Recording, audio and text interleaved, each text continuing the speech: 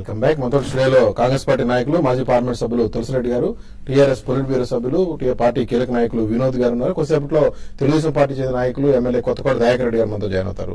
ముందుగా తులసిరెడ్డి గారు, ప్రధానమంత్రి గారు నిన్న రూపాయి పత్రానికి సంబంధించి మాట్లాడినటువంటి మాటలో చూస్తే నేను దొంగన అనేటువంటి మాట కానీ, ఉల్లిధరల ఘాటికి బాధా బాధ్యత, ఈ ఫైళ్ల గల్లంతా ఏంటంటే నేను కాపలాదారున్నా, ఇటువంటి వ్యాఖ్యలు చేయటము, బంగారం మా చేతుల్లో ఉందా, మేమా కారణం, ఇటువంటి ఒక ఇది ఎప్పుడు చూడనటువంటి మన్మోహన్ సింగ్ చూసాము.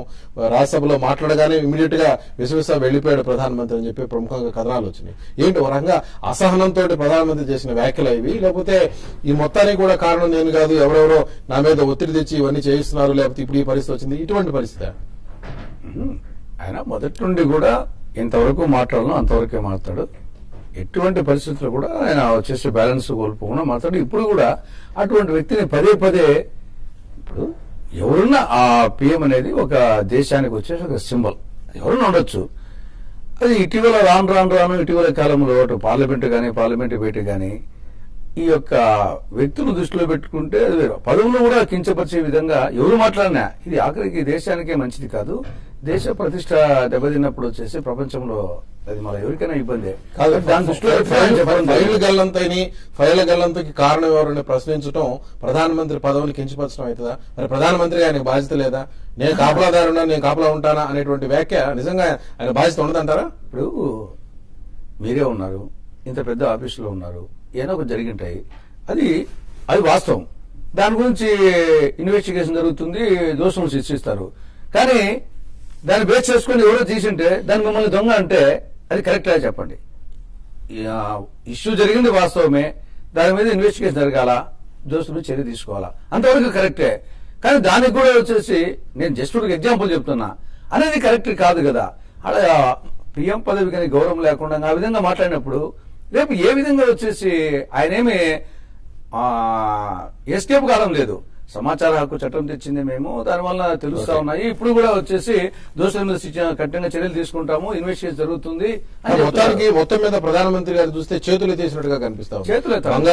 బంగారం పరిస్థితికి మా చేతిలో లేదు, ఉల్లిధరల ఘాటికి మేమేం చేయగలుగుతాం, లేకపోతే ఆర్థిక సంక్షోభానికి మేమా కారణం, ఫైళ్ల సమస్యనే కాపు, ఇట్లా అన్ని వ్యాఖ్యలు కూడా ఒక రకంగా కొన్ని. ఇప్పుడు మనము నాణ్యానికి బొమ్మ పరుస్తున్నట్టు రెండు వైపులా చెప్పాలి. ఇప్పుడు ఆర్థిక పరిస్థితి సంక్లిష్టంగా ఉందన్నాడు, అట్ ది సేమ్ టైం దానికి కారణాలు కొన్ని అంతర్జాతీయ పరిణామాలు, కొన్ని దేశీయ పరిణామాలు రెండు చెప్పాడు. వాస్తవాలు చెప్పినప్పుడు మనం వచ్చేసి దాని ఇంకా చేతులు ఎత్తడం అనేది కాదు. వాస్తవాలు తెలుసుకుంటేనే ఆ సమస్యకు పరిష్కారం. వాస్తవాలు చెప్పడం.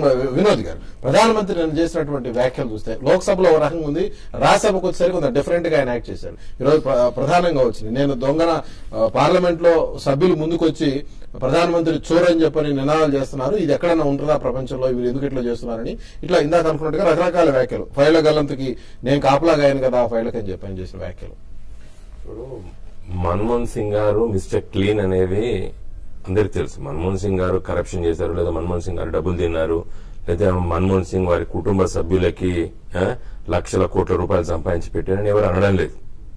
ఆ మాట అనేటువంటి సాహసం ఈ రాష్ట్రంలో ఈ దేశంలో ఎవరు చేయలేరు. ఈవెన్ పార్లమెంట్ సభ్యులు కూడా చేస్తారని అనుకోవడం లేదు.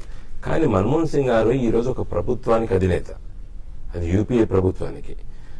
మొత్తం భారతదేశం స్వాతంత్రం వచ్చిన నాటి నుండి నేటి వరకు ఇన్ని స్కాములు బహుశా ఇదే ప్రభుత్వంలో జరిగింది. మరి దాని కారకులు డెఫినెట్ గా యాజ్ లీడర్ బాధ్యత వహించవలసి ఉంటుంది. నేను కాదు చోర, కరెక్ట్ నువ్వు కాదు, కానీ చోరులకు నువ్వు అవకాశం ఇచ్చినావు. మేము చెప్తాను అది నీ ప్రభుత్వం అరెస్ట్ చేసింది, నీ ప్రభుత్వం జైల్లో పెట్టింది. డి రాజా గారిని ఎవరు జైల్లో పెట్టారు, కన్నిమోజన్ గారు పెట్టారు, తర్వాత సురేష్ కల్బడిని ఎవరు పెట్టారు, తర్వాత కోల్ స్కామ్ లో కూడా చాలా మంది అంటున్నారు. ఇంకా అది ఎందుకో స్లో అయిపోయింది. నిజంగా ఒక 3 మాసాల క్రితమే మాజీ మంత్రుల్ని తర్వాత వాళ్ళందరినీ జైల్లో పెడతారని చెప్పారు. సిబిఐ ఇన్వెస్టిగేషన్ చేసింది. ప్రధాన వ్యాఖ్యలు ఇండివిజువల్ గా చూడాలి, ఎవడో చేస్తే అంతవరకు పరిమితం కావాలి, ప్రధానిగా అనకూడదు అనేటువంటి విధంగా ఉంది. అది తప్పది యాక్చువల్గా. ఎందుకంటే ఇప్పుడు ignorance of law is not an excuse. నాకు తెలియదు, నేను ఈ పని చేస్తే నేను నేరస్తుని అవుతానని నాకు తెలియదని ఒక అమాయకుడు గాని ఒక ఇల్లిటరేట్ గాని అంటే కూడా. కానీ ఇక్కడ అట్లా కాదు వినోద్ గారు, వేరే వాళ్ళు ఎవరో చేశారు. ఇప్పుడు ఫైళ్ళ గల్లంతుంది, ఫైళ్ళ గల్లంతుకి నేను కాపలాదారుని కాదు కదా, ఎక్కడో చోట ఉన్నాయి ఆ ఫైళ్లు పోయినాయి, దాన్ని నన్ను అంటారేంటి? ఇటువంటి వ్యాఖ్యలు చేశాను నేను. కాదండి, ఇదే కాంగ్రెస్ పార్టీ ఇదే స్థానంలో కూర్చున్నటువంటి లాల్ బహదూర్ శాస్త్రి గారు ప్రధానమంత్రి ఉన్నాడు ఈ దేశానికి. జనగాం దగ్గర యశ్వంతాపూర్ వాగులో రైళ్లు కొట్టకపోతే రాజీనామా చేశాడు. నేను వేరే పార్టీ నాయకుడి గురించి మాట్లాడతలేను, వాళ్ళ పార్టీ నాయకుడే ప్రధానమంత్రి హోదాలో కొంతకాలం పనిచేసినటువంటి లాల్ బహదూర్ శాస్త్రి గారు మన జనగాం దగ్గర, వరంగల్ జిల్లా జనగాం దగ్గర యశ్వంతాపూర్ లో మనం పుట్టలేదప్పుడు 1950s లో రైలు కొట్టుకోపోతే రాజీనామా చేశాడు. కాబట్టి అది నైతికత, బాధ్యత నుంచి తప్పించుకునేటువంటి తత్వం కూడా అంటారా దీన్ని? బాధ్యత కాదు. ఈ రోజు దురదృష్టం ఏంటంటే రాజకీయాలు, ఆ రాజకీయ పార్టీల అధినేతలు, పరిపాలించేటువంటి వాళ్ళు ఆ విధంగా ప్రవర్తించడం, ఆ విధంగా మాట్లాడడం అనేది చాలా దురదృష్టం దేశంలో. దయాకర్ రెడ్డి గారు, ప్రధానమంత్రి వ్యాఖ్యలు ఏ విధంగా వినోద్ గారు చెప్పినట్టు ప్రధానమంత్రి గారు అవినీతి చేశారా లేదా అనేది పక్కన పెడితే, ఈ గత కుంభకోణాలన్నీ, ఇన్ని కుంభకోణాలు ఏ ప్రధానమంత్రి యొక్క హయాంలో కూడా జరగలేదు. అది కూడా పరిగణలోకి తీసుకోవాలి. అంటే మరి అన్ని కుంభకోణాలు జరిగినాయి తన హయాంలో అంటే అసమర్థులను ఒప్పుకుంటారా ప్రధాని? అనలేం కదా.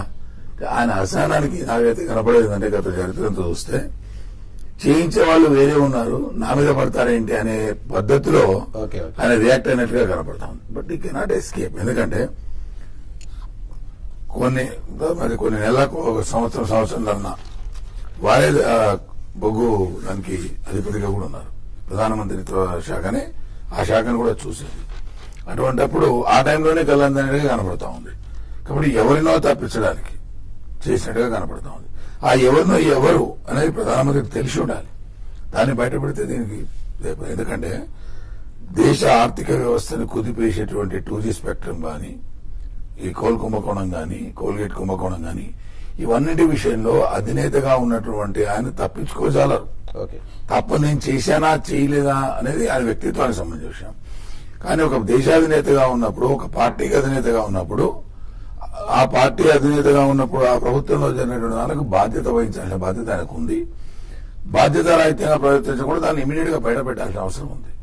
ప్రధానమంత్రి ఎవరో ఏదో చేస్తున్నారో ఆ ఫలితం ఇక్కడ వస్తుంది, దీని అంతా భారం అంతా నా మీద అసహనం మాత్రం స్పష్టంగా కనపడతాం. ఒక్క నిమిషం ఫోన్ లైన్ లో ప్రముఖ విశ్లేషకులు వాసుదేవ్ దీక్షితులు గారు. దీక్షితులు గారు, ప్రధానమంత్రి వ్యాఖ్యలు ఏ విధంగా చూస్తున్నారు మీరు? కాపులాదారుని కాదు నేను ఫైళ్ళకి అని చెప్పని కానీ, లేకపోతే బంగారం ధర విషయంలో కానీ, లేకపోతే ఇతరత్ర ధరలు, ఉల్లి ధరలు, ఇటువంటి విషయాలు వచ్చినప్పుడు ఆర్థిక సంక్షోభానికి సంబంధించి మేమా కారణం అంటూ ఆయన చేసినటువంటి వ్యాఖ్యలు కానీ దేనికి సంకేతం అంటారు? తీవ్రమైన ఆరోపణలు వచ్చినా, సభలో గందరగోళాలు జరిగినా, మీడియాలో ఏ రకమైనటువంటి వ్యతిరేక వ్యాఖ్యలు వచ్చినా, మౌన ముద్రాంకితుడుగానే ఉన్న వ్యక్తి ఆ బాటిల్డ్ అప్ ఇమోషన్స్ ఒక్కసారి బయట పెట్టాడని అనిపిస్తోంది. నాకేమీ బాధ్యత లేదు, ఉల్లిపాయ అయినా, బంగారం అయినా, అంతర్జాతీయ సమస్య అయినా, ఏది ఫైళ్లు గల్లంతైనా ఇదేది నా బాధ్యత లేదని తప్పించుకుని దులిపేసుకునే ప్రయత్నం చేస్తున్నాడు. ఇంతకంటే బాధ్యత రాహిత్యం ఏం లేదండి. 120 కోట్ల మందికి ప్రధానమంత్రిగా ఉన్నటువంటి వ్యక్తి, ఇంతకాలం ఒక ఉత్సవ విగ్రహంలాగా కూర్చున్నటువంటి వ్యక్తి ముఖంలో ఏ రకమైనటువంటి అభిప్రాయాలు, భావాలు వ్యక్తం కానటువంటి వ్యక్తి వాళ్ళ సభలో ఏ రకమైన విమర్శలు చేయకూడదు అన్నట్టుగా ఉల్లి ధరల ఘాటు మాదే బాధ్యత, శరద్ పవార్ ఎప్పుడో చెప్పేశాడు. అలాగే బంగారం మా చేతుల్లో ఉందా, ద్రవ్యలోటు పెరగదా, దానికి ప్రధాన కారణం ద్రవ్యలోటు పెరగడానికి బంగారం. ఇవన్నీ మీరు మొన్నే కదా ట్యాక్స్ పెంచారు, మీరు ఎందుకు పెంచారు అంటే కొన్ని చర్యలు తీసుకునేటువంటి ప్రయత్నం చేయాల్సిన బాధ్యత మీ మీద ఉంది కదా. ఫైళ్లు గల్లందుకు నేను కాపలా కాస్తానా అంటే ఎవరు చూస్తారు? మరి అది ఇక్కడికి వచ్చి మనం విజయనారాయణ దీక్షితులు చూస్తారు. అది సరైనటువంటి నిఘా లేదు. కుంభకోణాలు ఒకదాని మీద ఒకటి వచ్చి బద్దలైపోతుంటే సాక్షాత్తు ప్రధానమంత్రి గారు అధీనంలో ఉన్న శాఖలో ఉన్న ఫైళ్లు పోతే ఎవరిని అడుగుతారండి? కాపలా కాస్తారంటే తప్పకుండా నైతికంగా, సాంకేతికంగా ఎవరి అధీనంలో ఆ శాఖ నడుస్తుందో వాళ్ళ మీద తప్పకుండా ఉంటుంది.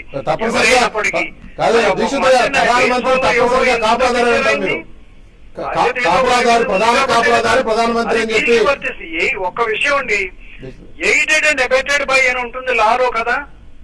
మీరు డైరెక్ట్ గా ప్రమేయం ఉన్నా లేకపోయినా మీ వల్ల అది జరిగింది అన్నప్పుడు బాధ్యత స్వీకరించాలి. ఓకే. అంతేకాని తర్వాత పోలీస్ కంప్లైంట్ ఇచ్చారా అనేటువంటి విమర్శ కూడా ఒకటి వచ్చింది. సుప్రీంకోర్టు ఏం చెప్పింది మీకు? వెంటనే మీరు దాన్ని పరిష్కరించి ఇన్ని రోజుల లోపల మాకు ఇవ్వండి అని అనాల్సి వచ్చింది. ఎన్నిసార్లు సుప్రీంకోర్టు చేత మొట్టికాయ వేయించుకుంటేనే కానీ కదలనటువంటి స్థితిలో ప్రధానమంత్రి ఉంటూ సభలో అడిగారంటే అలాగా సభలో అడగవలసిన బాధ్యత ప్రతిపక్షాలకు ఉంటుంది. సమాధానం చెప్పక తప్పనటువంటి బాధ్యత ఆయన మీద ఉంటుంది. అది అంతేకాని ఆయన లోపలంతా మనసులో పెట్టుకుని ఒకే రోజున కక్కేసినట్టుగా ఇప్పుడు at the end of the term ఆయన ఈ రకంగా మాట్లాడటం మాత్రం ఏ రకంగాను ఆయన అంటే మనం అందరం నేను గౌరవిస్తాను, వీడిగా వ్యక్తిగా గౌరవిస్తాను. ఎందుకంటే ఆయన అవినీతి పరుడని నేను అనలేను. ఆయన బాధ్యత రాహిత్యం ఉండొచ్చు, లేకపోతే అసమర్థత ఉండొచ్చు, ఎస్ మ్యాన్ లేకపోతే తలకాయ ఊపేటువంటి మనస్తత్వం ఉండొచ్చు, కానీ అవినీతి పరుడని ఎవరు అనరు, ఎవరు అనుకుంటారు నేను అనుకోను. కానీ బాధ్యత రాహిత్యం కూడా నేరమే అవుతుంది. అది దేశ ప్రజలకి 120 కోట్ల మందికి పరిపాలించే బాధ్యత స్వీకరించినటువంటి ప్రధానమంత్రి జవాబుదారీగా ఉండాలి కదా. జవాబుదారీతనాన్ని కాదని తోసేస్తే పక్క తోస్తే అలాగా it is certainly not unfair and it is unfair అని హిస్ పార్ట్ అండి. Okay okay, thank you very much Dikshitulu గారు. తులసిరెడ్డి గారు, ఓవరాల్ గా ప్రధానమంత్రి గారి కామెంట్స్ సంబంధించి ఆ అధ్యయన పరిస్థితి మీరు చెప్పారు. దీనిలో అనేక అంశాలు ఉంటాయి, ఎవరికెవరి డిపార్ట్మెంట్స్ ఉంటాయి, ఆయన పరంగా కూడా చేస్తారని మీరు చెప్పారు. వేరే అంశంలో తీసుకుంటే రేపటి నుంచి చంద్రబాబు నాయుడు గారి యాత్ర స్టార్ట్ చేయబోతున్నారు గుంటూరు జిల్లా నుంచి. షర్మిల గారి ఇడుపులపై నుంచి ఎల్లుండి ఆమె బస్సు యాత్ర చేయబోతా ఉంది. కిరణ్ కుమార్ రెడ్డి గారి నాయకత్వంలో మొన్న 2 రోజుల క్రితం ఆయన చేసిన కామెంట్స్ ద్వారా రాబోయే రోజుల్లో కోస్తాంధ్ర ప్రాంతంలో రాయలసీమ మొత్తం కూడా ఒక ప్రత్యేక పార్టీ పెట్టబోతా ఉన్నారు వీళ్ళు, సమైక్య ఇందిరా కాంగ్రెస్ అని ఇటువంటి ఒక ఊహాగానాలు వస్తా ఉన్నాయి. దానికోసం కిరణ్ కుమార్ రెడ్డి ప్రయత్నం చేస్తున్నాడని, కేంద్ర మంత్రులందరూ రాజీనామాలు చేయబోతున్నారు. ఇట్లా మొత్తానికి రాష్ట్ర ప్రకటన తర్వాత 2014 లోపు ఏర్పడతాయా ఏర్పడవా 2 రాష్ట్రాలు, ఈ అంశం పక్కన పెడితే ఒకవేళ కొత్త రాష్ట్రం వచ్చే పరిస్థితి వస్తే అక్కడ ఎవరు ఆధిపత్యం కోవాలి, దానికోసం పోరాటం జరుగుతున్న పరిస్థితి కనిపిస్తా ఉంది. ఇప్పుడు కిరణ్ కుమార్ రెడ్డి గారికి సంబంధించి ఆయన సమైక్య ఆంధ్రప్రదేశ్కు ముఖ్యమంత్రి. ఒక కుటుంబ పెద్ద ఆ కుటుంబంలో అందరి సంక్షేమం గురించి ఆలోచిస్తాడు. కాబట్టి ఏ కుటుంబ పెద్ద కూడా కుటుంబం విడిపోవాలా వాళ్ళు అని అనుకోడు. కాబట్టి జనరల్ గా చివరి వరకు ఐకమత్యంగా ఉండాలా, అందరూ బాగుండాలా, కుటుంబం బాగుండాలని కోరుకుంటారు. కాబట్టి ఆయన కూడా ఒక సమైక్య ఆంధ్రప్రదేశ్ ముఖ్యమంత్రిగా సమైక్య ఆంధ్రప్రదేశ్ కోసం ఒకవేళ ఏమైనా జరిగితే అక్కడ సమస్యలు ఇక్కడ సమస్యలు అని ఆయన వచ్చేసి ఇప్పుడు కొత్తగా చెప్పడం కాదు, సిడబ్ల్యూసీ నిర్ణయానికంటే ముందే, సిడబ్ల్యూసీ నిర్ణయం జూలై 30, ఆయన అంతకు ముందు చెప్పడం ఒక ఇది ఒక నిర్ణయం తీసుకున్న తర్వాత కూడా దాన్నే ఆయన పదే చెప్పడం అనేది దేని కిందకు వస్తుంది. ఇప్పుడు నిన్న మొన్న మాట్లాడిన మాటలు కూడా అధిష్టానాన్ని బేఖాతరు చేసి అధిష్టానానికి ఒక రకంగా పరోక్షంగా ప్రత్యక్షంగానే హెచ్చరికలు పంపించే ప్రయత్నం చేశాడు. చాలా మంది చెప్తున్నారు, వీరశివారెడ్డి గారి లేకపోతే రౌత్ సూర్యప్రకాశ్రావు గారి రకరకాల మాటలు చెప్తున్నారు, మేము కొత్త పార్టీ పెడతాం, ఇటువంటి వ్యాఖ్యలు కూడా చేస్తా ఉన్నాను. వేరే వాళ్ళు చేసిన దానికి చెప్పిన దానికి సీఎం గారు బాధ్యత వస్తారు. ఆయన సిడబ్ల్యూసీ నిర్ణయానికి ముందు కోర్ కమిటీకి జూలై 12 చెప్పాడు, జూలై 28 చెప్పాడు. ఆ రోజు కూడా జూలై 30 నిర్ణయం తీసుకున్నానికి ముందు కూడా పోయి రాహుల్ సోనియా గాంధీ కలిశారు. తర్వాత వచ్చేసి ఆయన మొత్తం సమస్యలు వచ్చేసేసి ఇప్పుడు కాంగ్రెస్ వర్కింగ్ కమిటీ నిర్ణయం తీసుకుండొచ్చు, కానీ గతంలో సిడబ్ల్యూసీ నిర్ణయాలను కూడా ఇంప్లిమెంట్ చేయకుండా సందర్భం ఉంది, మార్చుకునే సందర్భం ఉంది. ఇదే తెలంగాణ ఇష్యూ మీద 2001 సిడబ్ల్యూసీ నిర్ణయం, సెకండ్ ఎస్ఆర్సీ మరి 12 సంవత్సరాలు ఇంప్లిమెంట్ కాలేదు కదా. కాబట్టి ఆయన ఈ రాష్ట్రం ఇప్పుడు కూడా ఈ సిడబ్ల్యూసీ నిర్ణయం మారుతుంది అనేటువంటి నమ్మకం ఉంది. 100% మారక తప్పదు. ఇప్పుడు ప్రజాస్వామ్యంలో ఉన్నాం. చివరిగా వచ్చేసేసి నాట్ ఓన్లీ సిడబ్ల్యూసీ, మిగతా పార్టీలు కూడా బహుశా మార్చుకుంటే అనుకుంటాను. ఇప్పుడు రాజ్యాంగానే మార్చుకుంటున్నాం ప్రజల అభిష్టం మేరకు, అవసరాల మేరకు. మరి పార్టీల నిర్ణయాలు మార్చుకోవడం విజ్ఞత అనుకోవచ్చు, అనిపించుకుంటూ కానీ వెనకం చేసినట్టుగా. ఓకే ఓకే, తులసిరెడ్డి గారు సిడబ్ల్యూసీ నిర్ణయాన్ని వెనక్కి తీసుకునే అవకాశాలు చాలా వరకు ఉన్నాయని చెప్పాను.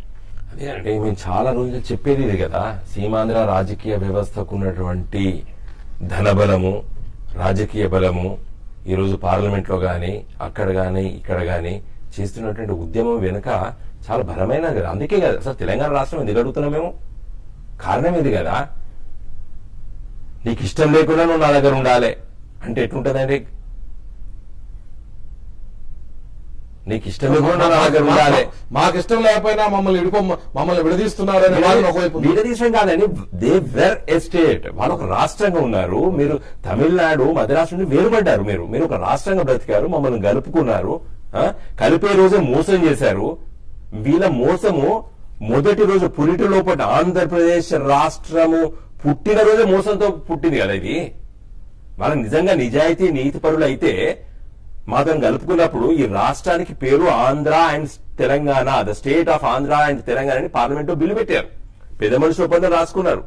బిల్లు ప్రవేశపెట్టి నెహ్రూ గారు ప్రవేశపెట్టిన తర్వాత బిల్ 9 ఆఫ్ 1956 లో ఆంధ్రప్రదేశ్ రాష్ట్రం ఏర్పడేటప్పుడు దీని పేరు the state of Andhra and Telangana అని పేరు పెడితే వీళ్ళ పూర్వీకులు ఆ రోజు సీమాంధ్ర రాజకీయ నాయకులు ఏమనుకున్నారు, తెలంగాణ పదం తీసేస్తే తెలంగాణ మర్చిపోతారు తెలంగాణ ప్రజలు అనుకున్నారు. కానీ మర్చిపోయినామండి.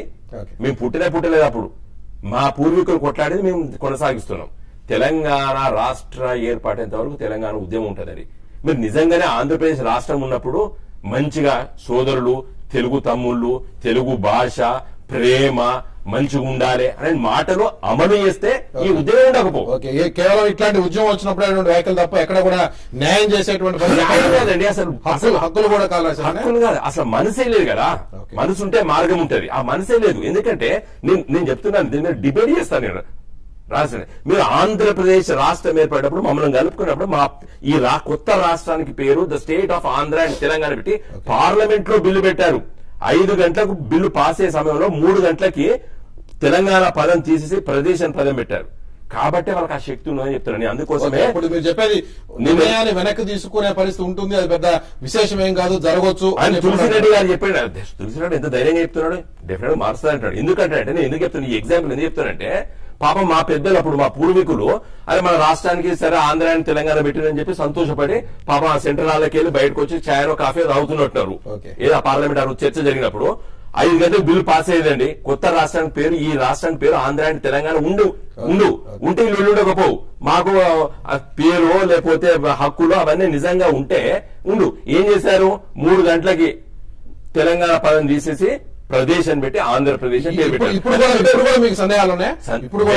అందుకోసం అంటున్నాము, కేసీఆర్ గారు చెప్పారు, మేం చెప్తున్నాము, బిల్లు పాస్ అయ్యి 2 లోక్సభలో రాజ్యసభలో పాస్ అయ్యి ముద్ర పడ్డప్పుడే మేము తెలంగాణ వచ్చిందని నమ్ముతామండి. మా తెలంగాణ కాంగ్రెస్ మంత్రులు, ఎమ్మెల్యేలు తెలంగాణ కాంగ్రెస్ కాదండి వాళ్ళు చాలా సంతోషంగా అయిపోయింది తెలంగాణ అని మాట్లాడుకుంటారు. నేను ముఖ్యమంత్రి, నువ్వు ముఖ్యమంత్రి అని మాట్లాడుకుంటారు.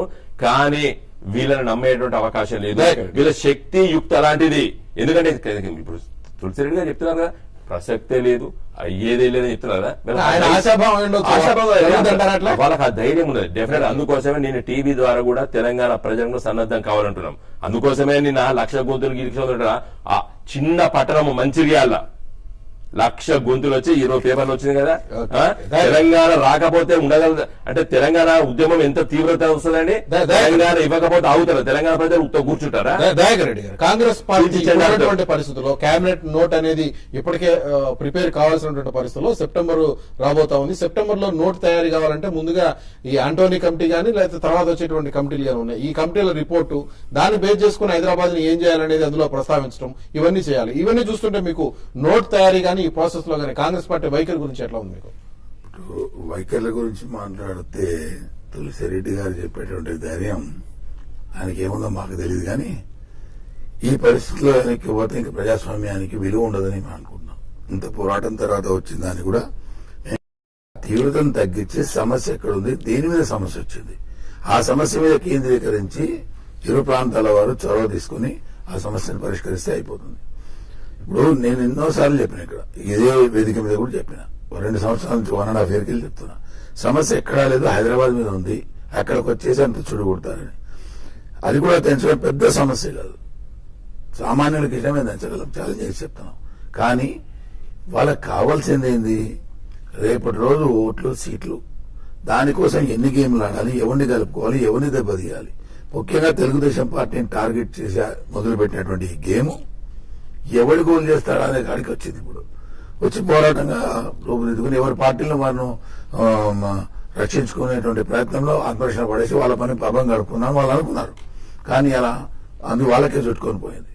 సో తెలంగాణ ఆపుతాము అని ఎవరైనా అనుకుంటే అంతకంటే బుద్ధి కాదు, మీరు ఇంత ముందన్న మాట చంద్రబాబు నాయుడు గారు చెప్తున్నారు, కాంగ్రెస్ చేతిలో పావులుగా టీఆర్ఎస్ వైకాపా ఉన్నాయి, సీమాంధ్ర ఆందోళనలో న్యాయం ఉంది, ఇటువంటి వ్యాఖ్యలు రాజకీయ ఈ నిర్ణయంలో రాజకీయ కుట్ర దాగుందని అంటున్నారు. చంద్రబాబు నాయుడు గారు కదా, స్వయంగా నేను ఒక వ్యక్తిగా దయాకర్ రెడ్డిగా గమనించి ఆ రోజు నుంచి చెప్తా ఉన్నా, సమస్య హైదరాబాద్ దగ్గరనే వస్తుంది, అక్కడికే వచ్చి ఆగిపోతుంది. ఇది పార్టీలను ఇతర పార్టీలను దెబ్బతీయాలనేటువంటి క్రమం, అవసరమైనటువంటి పార్టీలను కలుపుకునే క్రమం తప్ప చిత్తశుద్ధి లోపించింది దీంట్లో. హైదరాబాద్ విషయంలో డెఫినెట్ అడుగుతానండి. నేను తెలంగాణ వాడినైనా డెఫినెట్ గా నేను కూడా చెప్తున్నా, వారి యొక్క ఆందోళన అర్థం ఎక్కడి నుంచి స్టార్ట్ అయింది, అన్ని సాఫీగా అయిపోయి ఉన్నప్పుడు ఒక వ్యక్తి కొన్ని వ్యాఖ్యలు చేయడం, ఆ వ్యాఖ్యల వల్ల ఇంకా అభద్రతావాన్ని పెంచే ప్రయత్నము, దానికోసం కాచు కూర్చుని చేయడం, ఈ రెండింటి వల్ల పెరిగింది. లేకపోతే సమస్యంగా అయ్యేది. కాబట్టి వినోద్ గారు అంటే బిల్లు పెట్టేదాకా వాళ్ళు లాగుతారు. ఎందుకు లాగుతారు? ఆపదాలరు. ఇప్పుడు వినోద్ అన్న కూడా ఏమైనా అనుమానం ఉండదు, నాకు లేదు. ఆపదాలరు తెలంగాణ ఏర్పడిన ఎవరు ఆపదాలరు. కాకపోతే ఆ సమస్య పరిష్కారం అన్ని పెండింగ్ లో పెట్టేసి ఇతర పార్టీలను దెబ్బతీయాలి, ముఖ్యంగా తెలుగుదేశాన్ని టార్గెట్ పెట్టుకునేటువంటి ఆలోచన.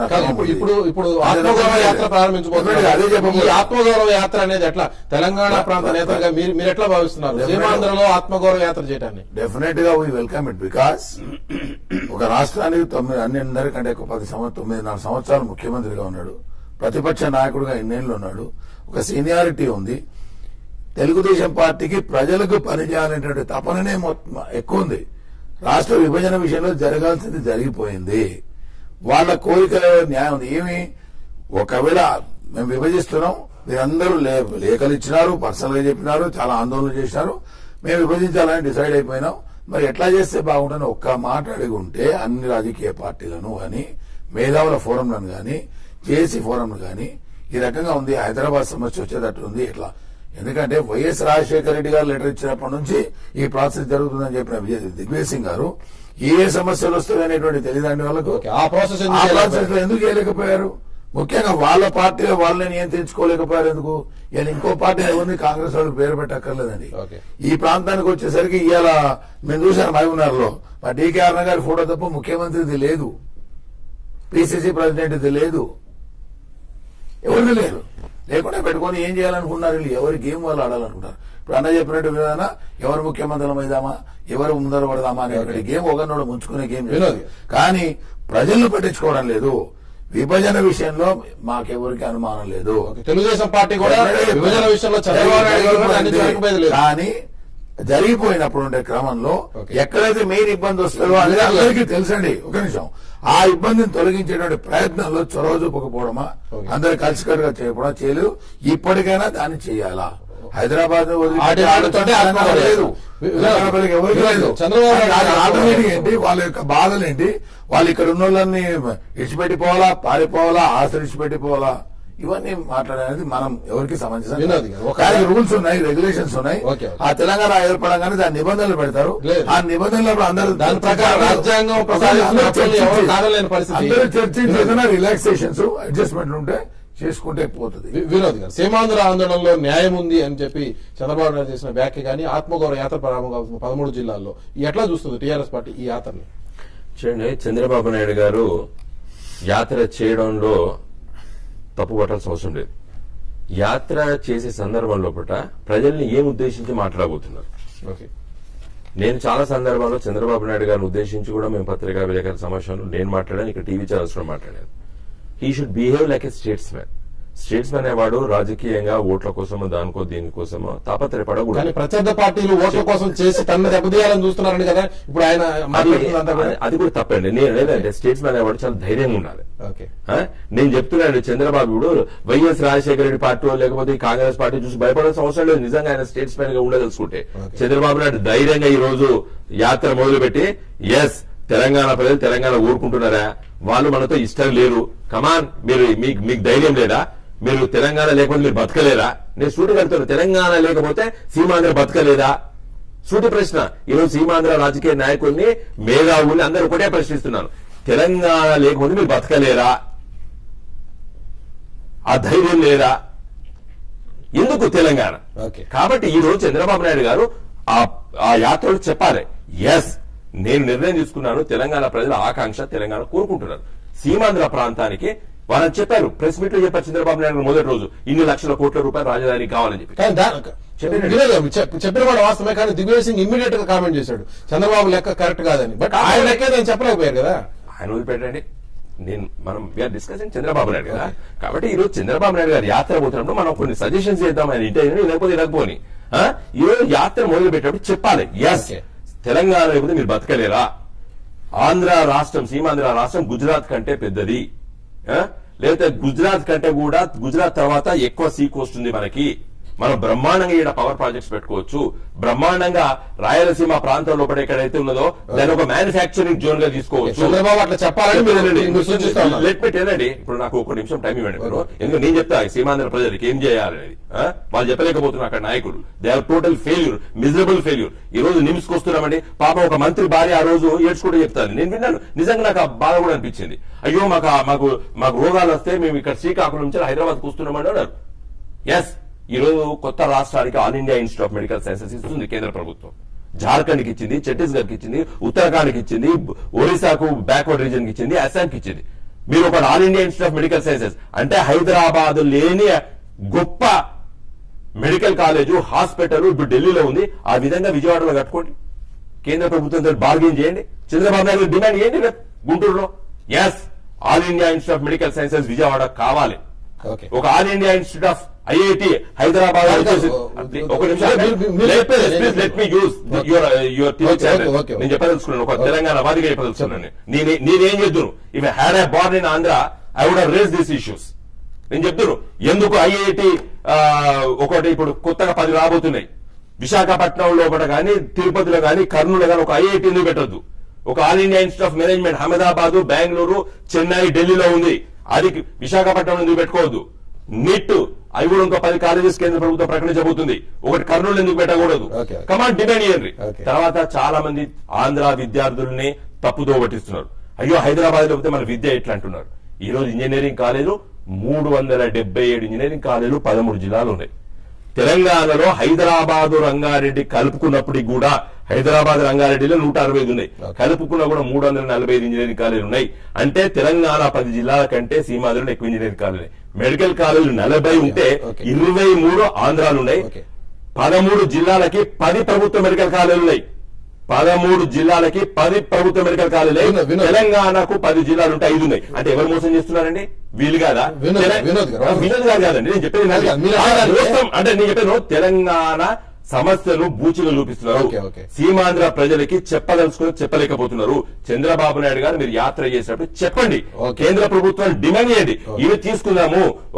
ఇప్పుడు క్యాపిటల్ హైదరాబాద్ లాంటి క్యాపిటల్ కట్టుకోవాలంటే మనకి ఎన్ని సంవత్సరాలు పడుతుంది? చిరంజీవి మాట్లాడు. నేను అడుగుతున్నాను, విజయవాడ, గుంటూరు, తెనాలి 3 ఆ ప్రాంతంలో వాళ్ళకు ఒక అర్బన్ డెవలప్మెంట్ అథారిటీ ఉంది, దాని పేరు ఊడానో ఏదో ఉంది. దాంట్లో దాదాపు ఇప్పుడు 25 నుంచి 30 లక్షల జనాభా ఉన్నారు. దాని గ్రోత్ అంటే ట్రిజెక్ట్ ఒక్కసారి చాలా అవకాశాలు ఉన్నాయని చెప్తున్నారు తులసిరెడ్డి గారు. Let him react. వినోద్ గారు చెప్తున్న దాన్ని బట్టి సీమాంధ్రలో ఉన్నటువంటి నాయకులందరూ కూడా తప్పుదో పట్టిస్తున్నారు ఇటువంటి వాదన అనేటువంటి. నేను ఆంధ్రాలో ఏంటంటే ఈ విధంగా వాదించేవాడిని, ఈ విధంగా చెప్పేవాడిని అని చెప్పి ఫస్ట్ చంద్రబాబు నాయుడు గారిని తెలంగాణలో యాత్ర పెట్టి హైదరాబాద్ లేకుంటే తెలంగాణ వాళ్ళు బతకలేరా? హైదరాబాద్ లేకుంటే తెలంగాణ బతకలేరా? హైదరాబాద్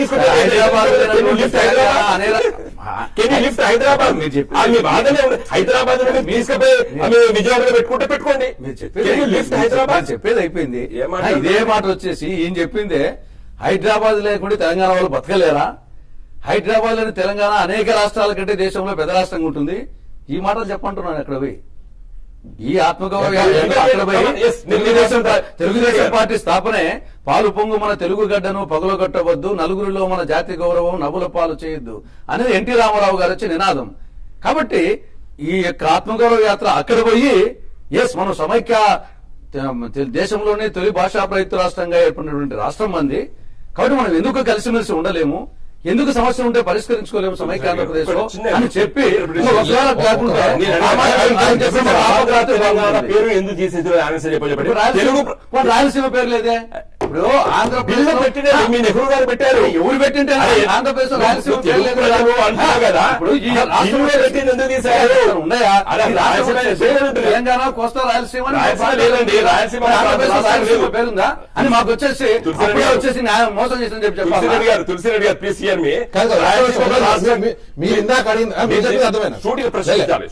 తెలుగు ప్రజలు ఒక పద్యం పాడారు కదా, అంత గౌరవం మా మీద ఉంటే, తెలుగు ప్రజలు తెలంగాణ ప్రజలు మీ గౌరవం ఉంటే, మీరు ఇచ్చిన మాట, మీరు హామీ ఇచ్చారు, గౌరవప్రదమైనటువంటి అది కూడా చాలా స్పష్టంగా చెప్పినారు.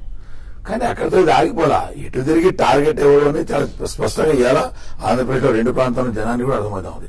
నా కోరిక ఒకటేనండి, తెలుగుదేశం పార్టీది తెలుగు వారిగా కలిసి ఉండాలి, రాష్ట్రాలుగా విభజింపబడినా అభిప్రాయ భేదాలు రావద్దు. అటువంటి వాతావరణం సృష్టించలేదా ఇప్పుడు? అటువంటి వాతావరణం ఏమీ లేదండి. ఒక్క హైదరాబాద్ విషయంలో కొంతమంది చేస్తున్న వ్యాఖ్యలు, ఐ కన్ఫర్మ్ టు దిస్. ఏంటి ఆ వ్యాఖ్యలు ఏంటో లేకపోతే మీరు అనుకుంటారు నాయకుడు గారు? డెఫినెట్ వాళ్ళకి ఏముంది, హైదరాబాద్ వదులుకోవడం తెలంగాణ సిద్ధంగా ఉండదు. ఎందుకంటే ఒకవేళ మనం డివైడ్ చేయాలనుకున్నా చేయలేని పరిస్థితి, ఎందుకంటే సెంటర్ అంతా ఉంది.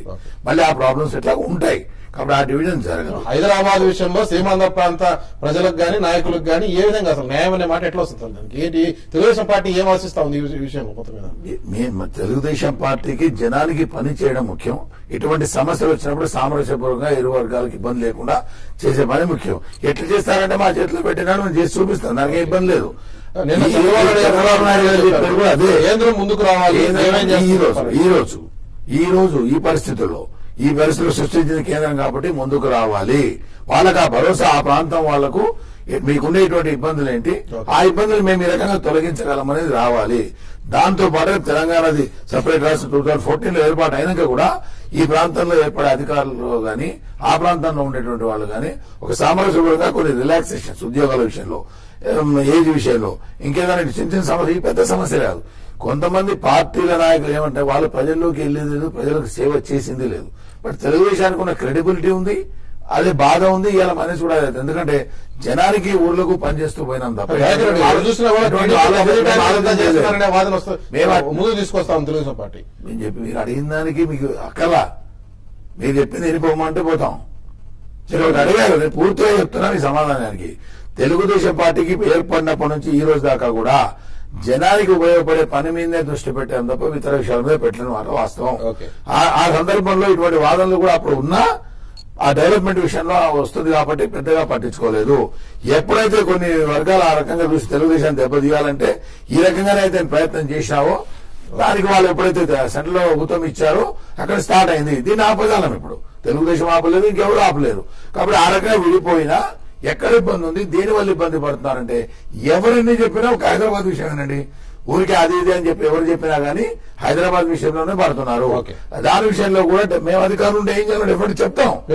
లేదు కేంద్ర ప్రభుత్వం అదే పిల్లి అందరూ ఒకరు తెలుగుదేశాన్ని కానీ అనేది అడిగిన వాళ్ళు విడగొడుతున్నావు, హైదరాబాద్ విషయంలో ప్రాబ్లం ఉందనేది ప్రతి చిన్న పిల్లగానే చెప్తాడు.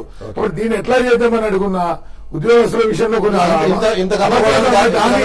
ఏం చేద్దామని అనుకున్నా డెఫినెట్ గా మేము చెప్పేది చెప్తుంటే మేము ఇంకోటి చెప్తుంటే దాని మీద నిర్ణయం తీసుకుంటే రేపు 2 రాష్ట్రాలు ఏర్పడినాక ఆ రాష్ట్రాలు కొంత రిలాక్సేషన్ గా చేయడానికి వీలుంటుంది.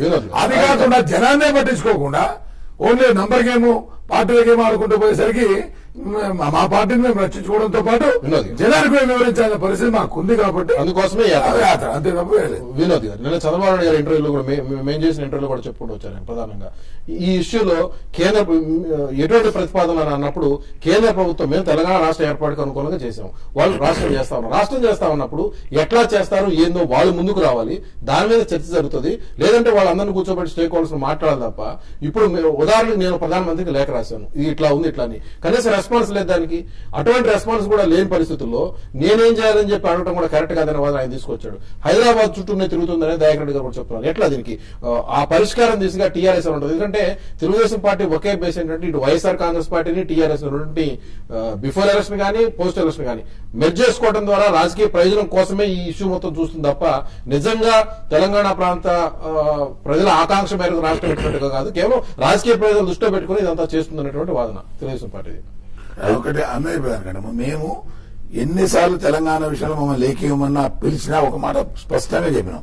అసలు మీ వైఖరి ఏంటి, విభజించాలనుకుంటున్నారా అది చెప్తే మేము చెప్తాం. ఏ రకంగానే చెప్పాం, 100 సార్లు చెప్పాం. 100 సార్లు చెప్పాం. ఇవాళ అక్కడ ఉద్యమాలు చేస్తున్న వాళ్ళందరూ కూడా చంద్రబాబు పెట్టినలే. అక్కడ పోయి లేఖ ఇచ్చారు, అందుకే వచ్చి చెప్పుకున్నారు. టీడీపీ పరంగా చంద్రబాబు లేఖియటం వల్ల జరిగిందనే ప్రచారాన్ని అటుపక్క చేస్తా ఉన్నారు. చంద్రబాబు నాయుడు ఎప్పటికీ కరెక్ట్గా చెప్పలేదనే వాదనేమో అటుపక్క చేసే ప్రయత్నం. ఇట్లా టార్గెట్ చంద్రబాబు అవుతున్నాడు, టార్గెట్ తెలుగుదేశం పార్టీని చేస్తా ఉన్నారు. కేవలం రాజకీయం కోసం కాంగ్రెస్, వైఎస్ఆర్ కాంగ్రెస్, టీఆర్ఎస్ ఈ మూడు కూడా ఈ ఆటలో ఆడుతున్నాయని చెప్పి చంద్రబాబు నాయుడు ప్రధానంగా ప్రస్తావిస్తా ఉన్నారు. నేను చంద్రబాబు నాయుడు గారిని చాలా మంచి అవకాశం ఉంది అతనికి. స్పష్టతతోని క్లారిటీతో ఈరోజు వైఎస్ఆర్ కాంగ్రెస్ పార్టీ ఆ పార్టీ సంగతి ప్రజలకు తెలిసిపోయిందండి. అది కేవలము ధనార్జన పార్టీ తప్పితే అది ప్రజలకు సేవ చేసే పార్టీ అనేది స్పష్టం అయిపోయింది. తెలంగాణలో అడ్రస్ కూడా గల్లం తెప్పింది ఆ వైఎస్ఆర్ పార్టీ. వైఎస్ రాజశేఖర రెడ్డి గారు అంతో ఇంత గౌరవం కూడా ఆ పార్టీ ఆవిర్భించిన తర్వాత అది కూడా పోయింది తెలంగాణ ప్రజల నుంచి. ఒకటి. రెండో విషయం అండి, Congress party, Telugu Desam party definite గా ఈ రాష్ట్రంలో ఒక బలమైన రాజకీయ పార్టీలు అవి. కాబట్టి రాజకీయాలు అనేది అదేదో తప్పుగా మనం భావించాల్సిన అవసరం లేదు. డెఫినెట్ గా పాలిటిక్స్ అనేది ఉంటది. ప్రజాస్వామ్య దేశంలో కూడా political parties will behave politics like politics కదా, దాన్ని తప్పు పట్టాల్సిన అవసరం లేదు. కానీ ఈ రోజు చంద్రబాబు నాయుడు గారు ఈ యాత్ర పేరిట 2 ప్రాంతాల ప్రజలకి స్పష్టత ఇవ్వాలి. మళ్ళా కన్ఫ్యూజన్ క్రియేట్ అయితే ఆ పార్టీ మళ్ళీ గందరగోళం పడుతుంది. ఈ రోజు నిరసనలు ఏర్పడి కూడా కొంతమంది సీమాంధ్ర ప్రజలు బాధపడతారని చెప్పే భయం చంద్రబాబు నాయుడుకు ఉన్నప్పుడు కూడా స్పష్టత రావాలి. ఈ రోజు కిరణ్ కుమార్ రెడ్డి ఫెయిల్ అయింది అక్కడనే.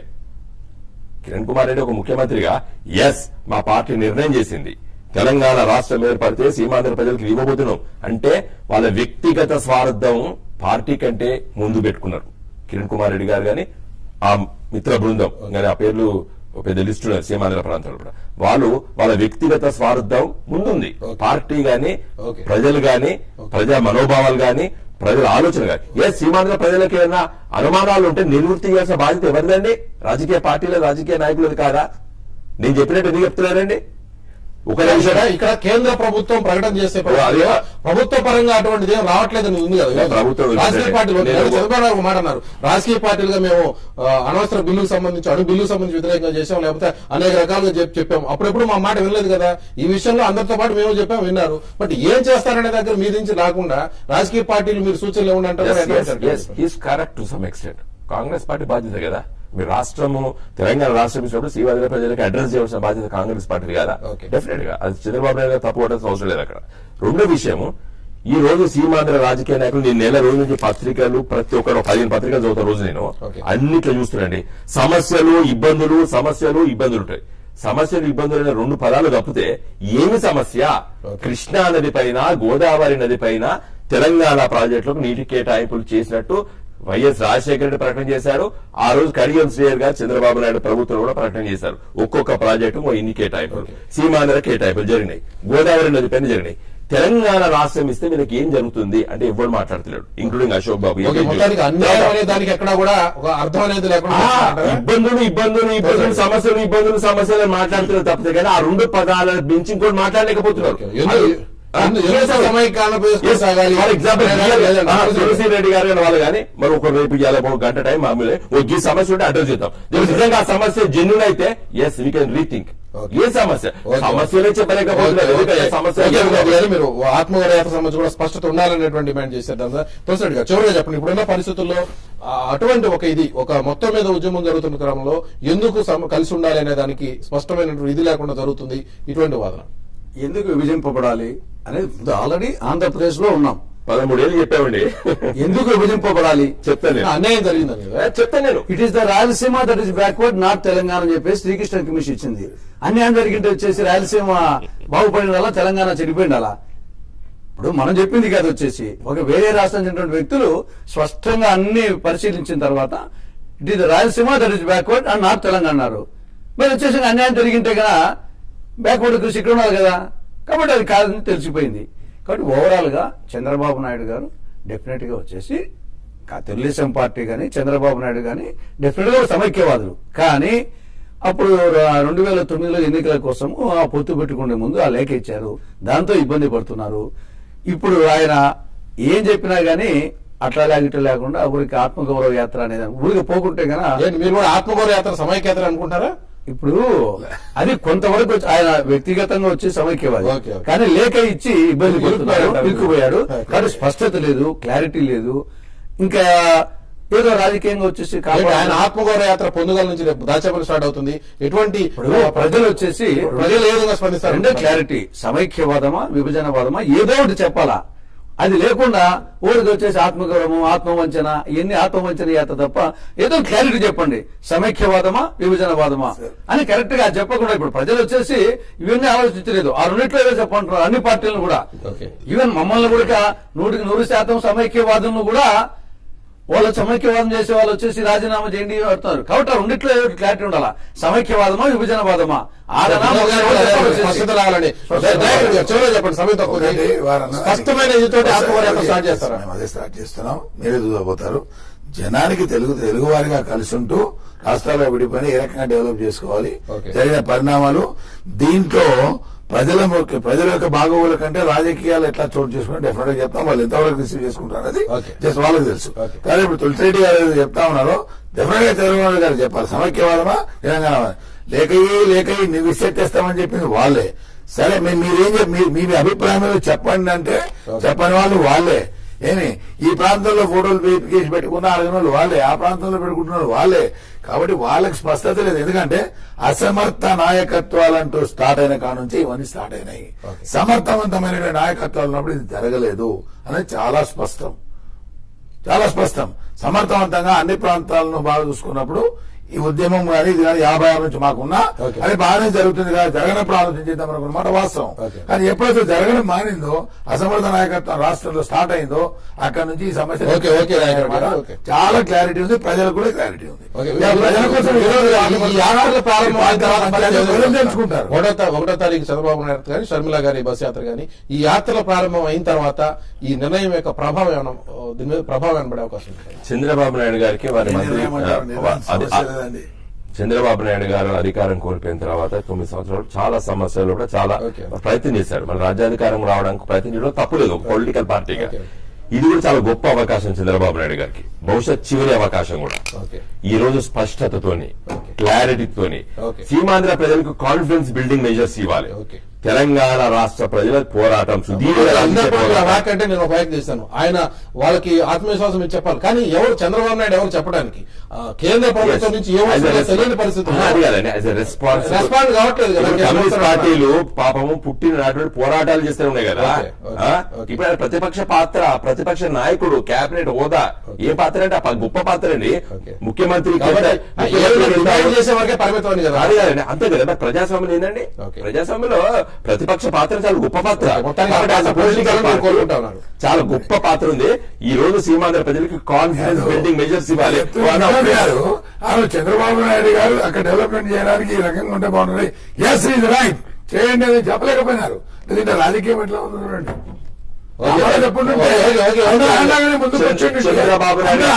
ముందుకు వచ్చిండే ఇలా కావాల్సింది జనం కాదు, రాజకీయ గేమ్. చంద్రబాబు పని లేకుండా ఓట్లు సీట్లు ఎట్లా సంపాదించుకోవడానికి మాట్లాడచ్చు, ఎవరైనా మాట్లాడచ్చు. కానీ ఏదైతే చంద్రబాబు నాయుడు గారు మాట అన్నారో ఎస్ ఈజ్ రైట్, ఆ రకంగా అక్కడ డెవలప్ చేయడం సమస్య ఉండదు, మేమందరం దాన్ని సహకరిస్తామని ఒక్కరు ముందుకు రాలి. మేము చెప్పాం.